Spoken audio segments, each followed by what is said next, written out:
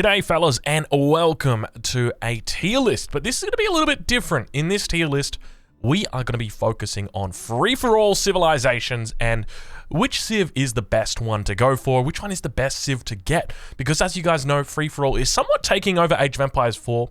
I've been seeing a lot of free-for-all games happening, and so I think it's important to start putting civilizations on the board. Now, the reason why I'm doing this and I'm not playing Age of Empires 4 right now is because I'm currently in a cooldown because my game froze while I was loading in. So you guys are just going to have to bear with me while I make a video. Welcome, welcome, welcome. So we'll start off at the bottom of the list. It's going to be the Delhi. I don't think there's any real surprise here with the Delhi. Delhi are considered by many to be the weakest Imperial civilization, and typically the reason is because they die before they get to Imperial. But it's not necessarily the case here for the Delhi in free-for-alls. It's just really that they don't have anything going for them in the late game. Of course, they've got access to free technologies, which is great, but they don't have anything special. They don't have anything going for them. Like, as an example, the Chinese, they've got Grenadiers, the Abbasid dynasty, impressive trade. The English, they've got their farms, the French, their guild hall, the Holy Roman Empire, their relics, the Mongols, oh gosh, let's not even go there, the Rus, we'll talk about them as well, but the Delhi really just come up just being a very bland late game civilization. The best thing that you could probably do is like maybe go for a Tower of Victory. That could be it. I think in free-for-all and in free-for-all, especially Nomad free-for-all, I think Delhi are quite unexplored. I think the biggest option that they've got is to try and take out their neighbor in the early game when they're at their strongest. So that would be in the feudal age once all the upgrades have come in, and then look to push, kill your enemy, take their lands, even look to get up to the next age and then take their villages through the Wallalol mechanic, as you guys are aware, and then use that to slingshot themselves into the fourth age, try and get up a little bit sooner than what otherwise, you know, would be good, and then start working on those upgrades. I guess the other thing as well is you really want to get a lot of scholars with Delhi when you're talking about free-for-all, because it's going to help you out with a lot of your techs. They're going to be coming in a lot sooner if you can garrison in those scholars inside the madrasa. But other than that, it's a civilization that doesn't really have much on offer. Now, the next civilization, I guess it would be a little bit of a surprise to some people. It's going to be the French. The French, I think, are a civilization that does have the potential to be pretty good, but you have to be incredibly strategic. The one thing that the French have got going for them, obviously they've got the best knights in the game, but it's the guild hall. The guild hall is really what sets them apart, because typically in games like free-for-all, you're going to be fighting over those resources, but the French, they go one step further in that they don't need to be fighting for stone or for gold, because they can just simply keep it in their guild hall. And you might be thinking, okay, Drongo, that seems a little bit ludicrous. Why would you just keep all the stone in your guild hall? And it's because of in free-for-alls, players typically will group up against the guy with the highest score. So what you can do by holding your stone or your gold inside that guild hall, you can potentially look to hide your score. And then once a target has been found, oh, let's target this guy because he's got the high score, then you can use your guild hall, bam, smack it out, drop your wonder down, put up your stone walls. You could probably pull out 30, 40k of stone out of that bad boy. And that's probably close to like all the stone that's on the map. You think about it, like 3k stone is the big one. And you could very easily get 30, 40k if you drop that guild hall down at 10, 11 minutes. So I think that's definitely it. The other thing that they've got going for them in the late game are going to be their keeps, and the fact that they can create units at a much more affordable price. But just remember, an affordable price doesn't necessarily mean that the units are better. It means that they're going to trade well. But when it actually comes to doing quite well, I think they're somewhat similar to Delhi in that you want to kill your immediate neighbors, because French obviously have a lot of power in the early game, but when it comes to that late game, they're not going to be able to translate it over as much. So that's where I would see the French as in this tier list at this point in time. I think they'd really need something stronger in the late game, but they just don't have a lot of defensive properties. Obviously, you've got the Red Palace, but that's not particularly strong. Next up, we're going to be talking about the B tier. We're going to be talking about two civilizations that you probably wouldn't expect to be in the B tier. You probably expect them to be a little bit lower. The first one is going to be the Rus. Now, the Rus are a civilization that doesn't have access to stone walls, so naturally you would think this is going to be a weak civ. They're going to be constantly getting run by it. There are you're going to be having trouble with them all the time. And whilst, yes, that is true, there's a lot of really, really good things going about it for the Rus. As an example, Streltsy, one of the strongest hand cannoneer units in the game, basically on par with the Grenadier. I suspect Grenadier probably wins in a heads up between those two, but it's still sitting in the S tier when it comes to units. There's also hunting cabins, which have got a huge amount of passive income that they can provide you, as well as the high trade house, which is something that you can look to go for when you're playing free-for-alls. It just helps you out a lot. So if you can get in the corner with the Rus, you can start really stacking up that passive income with them as well. The last thing with them is the fact that they get super cheap siege. So what you can do is you can make it so that you've got 5 siege workshops all around a single landmark. That's the high armory. Obviously, they get a whole bunch of other upgrades. They get an upgrade for their bombards, but the thing is that they get cheaper siege. And throughout the game, you're going to be wanting to make as much siege as possible, and you're going to be able to power that addiction because of the passive gold that you've got, whether that is from the relics that you've collected through your warrior monks, whether that is from your hunting cabins or from your high trade house. There's a lot of good ways for you to stay in the game. And I can hear a lot of you guys saying, oh, but Drongo, what happens when 200 knights and horsemen come into your base and just look to siege down your wonder? Well, let's take a look back to that very first free-for-all game that we casted. We watched Beastie Cutie, who's obviously the best player in the world right now. I mean, you know what? I would say he's one of the 3 best players in the world. Who else would there be? There'd be the Viper. There would be Marine Lord. These guys probably always fighting it out. But I definitely feel like Beastie Cutie is an incredibly consistent player. But I guess that's another discussion. But we watched him defend as the Holy Roman Empire. What did he do? All he did, a keep, drops it down next to the landmark. He's got boiling oil in it, brings back his units, and he is repairing up the main landmark. As long as he's got enough wood to do that, then they're not going to be able to out-siege it. And then over time, that keep is just going to overwhelm the forces that your enemies brought into the base, even 200 units. Now, I'm sure that there are scenarios where you get taken by surprise, and because you don't have stone walls, you've only got those Rus walls that are a little bit weaker. It'll be a different story. Or maybe you're playing up against China and they've got fire lancers and the fire lancers just burn down everything before you can even open your eyes. Then that's definitely the case. But in my opinion, they definitely sit in a good, solid B position, just simply because their late game is very strong. Their early game, as you guys are familiar with, their wooden fortress opening, the Guz build, it's a very, very strong build order, and as a result, it translates into free for all as well. But next civilization is going to be the Mongols. Now, another civilization that is a bit interesting because they don't have access to walls, full stop. But there is one incredible thing that really sets the Mongols apart, and that is their bounty. So with the bounty, every time you're sieging down a building, you're getting that extra stone income. And what is something that you struggle to find on a map like Mega Random? It is stone. So now all of a sudden the Mongols are able to take a finite resource and turn it to quite literally an infinite resource. And I'm sure you're probably wondering, okay, but Drongo, let's say as an example, they want to go for a wonder victory. How do they go about doing that? Well, that's a good question. What you can do is you can actually put down a shitload of outposts. I'm talking like hundreds of outposts, the same thing that we saw in Siege of Snooper. But keep in mind, you've got access to bombard cannons, and those are incredibly expensive. The cannon emplacements or the bombard emplacements, what you can look to do is just fill up all of that with bombard cannons that you get. That stone is going to be received from the from your bounty. That's essentially it. They've also got a pretty good economy. So as an example, they've got the Step Redoubt, which helps them out with a lot of gold in the early game. They've got incredibly space-efficient pastures, which help out with the villagers as well. And the Step Redoubt is a landmark that enables them to just really stay down in one place. They never have to move around. They're constantly getting in that trickle, and most importantly, they're always receiving those sheep. And they get a lot of improved upgrades as well. So I do think that Mongols are pretty crazy. Especially, I think the other thing is that the fact that they've got improved techs really helps them out, just because you very rarely get to see things like, improved wheelbarrow or improved horticulture, improved, lumber preservation, this kind of thing. But all of a sudden you turn it into a free-for-all game and that becomes a viable option. And as a result, it means, when you start getting into the late game, they're also really good at doing backdoors. because their improved forestry upgrade enables you to fell a tree in a single chop. So you can quite literally just fell the entire forest in the blink of an eye with a single villager. So that is always something that you've got to keep an eye out on. But those are the two civilizations that I see in the B tier. Next up, it is going to be the A tier. Let's talk about the A tier because we've got some absolute beasts of civilizations here for you guys. The first one's going to be the Holy Roman Empire.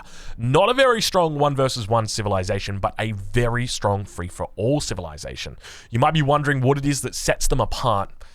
It's not just the Regnitz. Of course, it is the Regnitz. It's also the Palace of Swabia. So 2 of their big landmarks. So one of the things that you're going to be doing in free-for-alls is you're going to be going from no military, or rather, you're going to be going from like no or full villages, like let's say 140 villages and 60 military.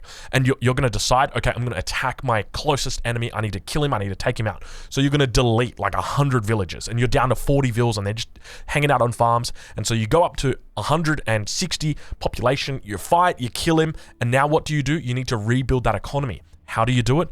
The Palace of Swabia. It enables you to swing from that full military back into an economy, and that's what really sets it apart because those villages, not only do they train faster, but they are cheaper as well. They've got a lot of great upgrades as well for things like their men-at-arms. Their men-at-arms incredibly effective against most unit compositions, and another really important thing, Landsknecht. Landsknecht is a unit that is one that you cannot ignore. If you ignore the Landsknecht, you're going to have a bad time because this thing, if it manages to get up close and personal with your forces, damage everywhere. Absolute damage everywhere. Obviously, they are expensive, but at the same time, incredibly strong units. But they have a lot of great things that are going for them. And the primary thing that really sets them apart are those 2 landmarks. And it's going to be the fact that their prelates enable them to pick up their relics a little bit before anybody else. So even if they've got people around them, if they've scouted out where the relics are, they're still going to be able to work their way towards those relics and start building it up. And it's all about that passive gold once it starts getting to the late game.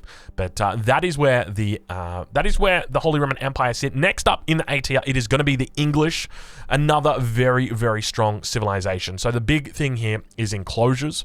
Enclosures is the technology that enables you to have farms that produce gold in the late game. So in the late game, you can pretty much have almost all of your villages just on farms, and you're making crossbows, you're making hand cannoneers, you're making men-at-arms, you're doing all that good stuff, and you don't even have to move your villages around. You end up at the end of the game with like 100,000 food. But the point is that it's generating gold for you, and we've already talked about a couple of really important gold generation techniques. The first one obviously going to be with the Rus and their hunting cabins, the relics for the Holy Roman Empire. The French with their potential, their guild hall is another way for it to happen. But this is going to really, really help the English in the late game. Gives you a lot of passive gold, and as a result, it really helps them out. Another big thing is going to be the Wingard Palace. So not the Berkshire Palace, the Wingard Palace. The palace that we've started to see a lot more out of people in the Imperial Age as the English. It's going to give you that trebuchet. I don't say for free, you do have to pay for it, but essentially gives you a very discount trebuchet. Instead of spending 500 wood on a trebuchet, you're only spending 100 wood, and instead of 250 gold, you're spending 200 gold, and you also get like, what is it, a longbowman, a man-at-arms, a spearman, and a knight with it. Like, it is crazy the amount of stuff that you get with this.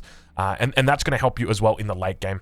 But other than that, I mean, they've got the longbows. They're quite strong in the early game as well, just because of the council hall. If there's any potential pressure, you're going to be able to alleviate that just through your town center. People aren't going to be wanting to attack you because you are the English. And you guys know it's kind of scary attacking an English player in the early game because they've got a double archery range sitting right there, ready to go. And do you really want to put your foot in it? Because, you know, getting into that sort of early game fight, that early game scuffle, not going to be fun with the English. Let's talk about our next civilization in the A tier. It is going to be the Abbasid dynasty. The Abbasid dynasty, a civilization which is very potent, has an effective early game boom, has a great castle age. Camel archers in the late game are just something else if you do the upgrades in the right order. I don't know what the right order is, but it's still bugged. I know that much, and it loses damage.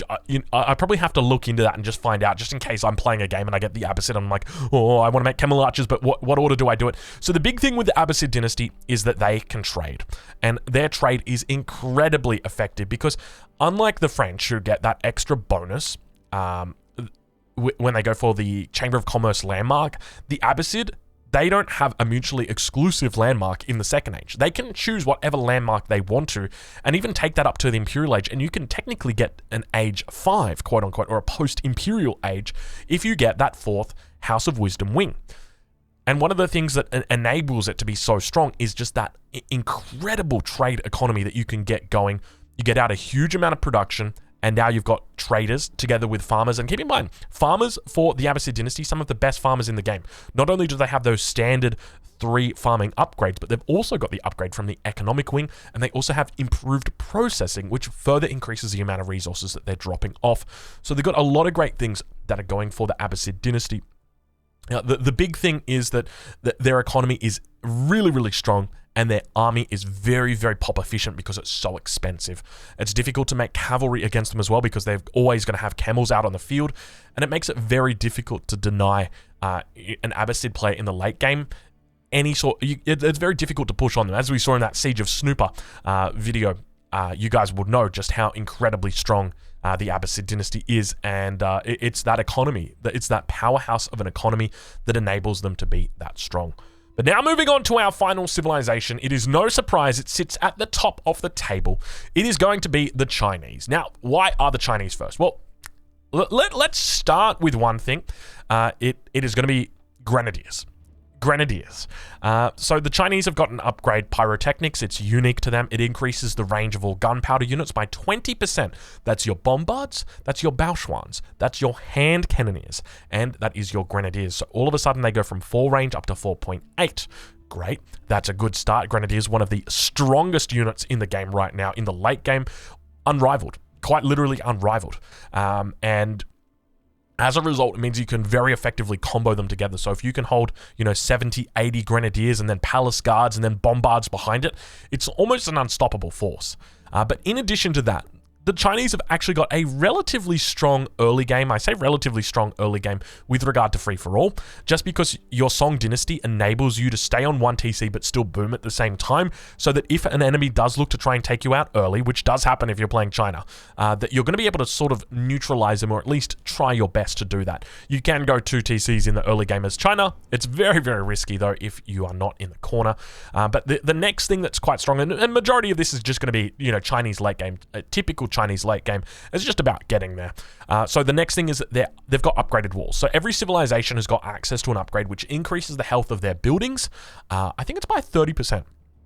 Chinese go an extra level, and with one of their landmarks, the Great Gatehouse, it enables them to have an even further higher hit points on their walls. And it gives a whole bunch of other upgrades as well. I think it doubles the damage of units that are standing on walls. The landmark itself isn't that good when we're talking about 1 versus 1, but as soon as you're going into a team environment or a free-for-all environment, that's when it really gets serious, because now all of a sudden, the walls for the Chinese go from 3,500 health, I think they end up being 9,100 health, and that is a lot. That is so much health on those walls. I might be wrong, it might be 7,000. I'd have to double check. It might be, I'm not 100% sure, but the walls are the healthiest in the game. And so as a result, it means that with those incredible walls, that it's more difficult to get into their base, more difficult to do run bys, more difficult to take them down, and it gives them more time to fight back. And obviously with Grenadiers on top of walls, getting an extra 2 range from being on top of walls, and also getting extra damage from being on top of walls because of that landmark, then that's really starting to set those units apart. The other big thing is that they've got more landmarks. So every other civilization gets 4 landmarks, except for the Abbasid dynasty, which only get 2. But the Chinese get more than that. They get 7 in total. You can build 2 in the Feudal Age, 2 in the Castle Age, and 2 for the Imperial Age. So a total of 6, and obviously your starting town center. And why would that be good? Well, that's that's actually 3 more landmarks that you've got to kill, or at least that your enemy has got to kill before they actually tap you out of the game. And it means that you can go to the extent of potentially hiding them. As an example, that there has been times where I've been in trouble and I still haven't made my Imperial Palace. So what do? I just drop my Imperial Palace down in the corner, get 25 vills over there, boom. I've got myself a nice little safety, a nice little lifeline over in that corner. So that is another way to do it. The other big thing is for the Chinese in the late game, if you are good at base building, you can very much maximize the true potential of the Chinese in the late game. You can fit up to 32 military production buildings inside your Imperial Academy, and these bad boys, whenever they make a unit, are going to be delivering you 8 gold. So you got to think about that, right? Like, let's say all of a sudden you make 100 units. That's 800 gold that you just got for free. And your Imperial official is going to be, helping you out in the late game, going to be gathering that up. But it's incredibly, incredibly strong. And that's one of the ways that they can remain relevant in the late game. I haven't even talked about it, but I mean, it doesn't really bear, much relevance just because of how, I want to say, what's the word, omnipresent it is, Chinese siege in the late game. You guys will know the clock tower bombards are the strongest, in my opinion, this is probably the strongest unit in the game, full stop. More health, more range, faster rate of fire. What else have they got? They got so many things going for them. More health, more range, more. Yeah, I think that's it. I probably missed one. I'm not even kidding you. I probably missed one. They've got so many bloody upgrades. It is ridiculous. And of course, they have access to the Nest of Bees, which gets affected by pyrotechnics, so they've got longer range. And it is one of the few siege units that still remains unnerved. Touch wood. Touch wood. And it is an incredible, like the whole civilization is just an absolute late game masterpiece. The question is whether you're going to be able to make it through the early game, because people will focus you. They will target you. If you have rolled the Chinese, or if you had picked the Chinese, then people will be coming for you, because they simply can't let you get to the late game and let you start to overrun the entire game, because it will happen if you're playing as the Chinese. I guess one of the other things to mention would also be the Yuan dynasty. A lot of people in the late game would be looking towards the Ming dynasty, which gives them an extra 10% health on their units. Personally, I prefer the Yuan dynasty. I think it's better. It gives you increased movement speed. So it means that when you're kiting with your grenadiers against cavalry masses, that they're going to be a little bit safer. They're going to be surviving for a bit longer. Of course, the health is nice, but in reality, when you're trading out these units, maneuverability becomes so much more important than just that little bit of extra health. But I'm curious to know what you guys think. What do you think about the tier list? How would you rate it? How would you rate these civilizations? Would you change it? Do you agree with it? Are you looking forward to more free-for-all, more Nomad free-for-all, by the way?